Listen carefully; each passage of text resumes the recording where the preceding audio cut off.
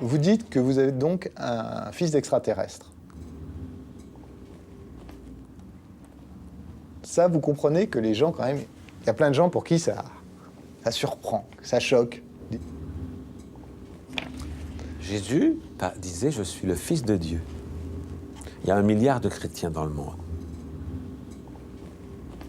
Il y aura un jour 1 milliard de Raéliens. Voici Raël aujourd'hui.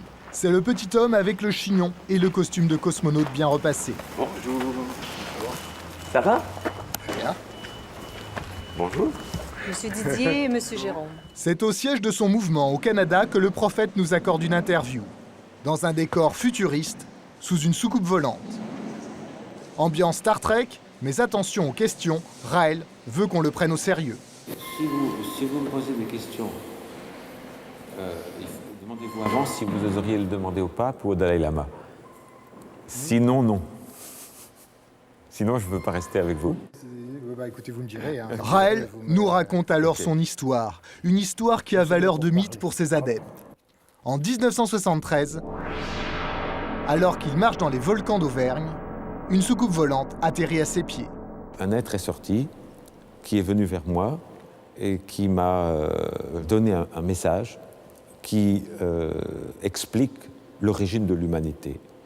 Ils sont venus, ils ont construit d'immenses laboratoires, et dans ces laboratoires, grâce à la ingénierie génétique, à la maîtrise de l'ADN, ils ont créé toute vie sur la Terre, y compris nous, l'homme, à leur image. Ces extraterrestres s'appellent les Elohim. Ils emmènent Raël sur leur planète dans leur soucoupe volante et lui donnent une mission à accomplir sur Terre. Il y a une mission, effectivement, qui m'a été demandée. Il m'a été demandé d'aller diffuser ce message partout, d'abandonner mon travail, ma famille et de partir pour parler de ça partout sur la Terre. C'est ce qui m'a été demandé. Et il y avait une mission plus grande encore, qui est l'ambassade qui est là, qu'on voit en reproduction. La mission qu'ils m'ont donnée, c'est de construire une ambassade dans un territoire neutre avec extraterritorialité et un espace aérien démilitarisé, où ils viendront officiellement contacter tous les gouvernements du monde et la presse mondiale.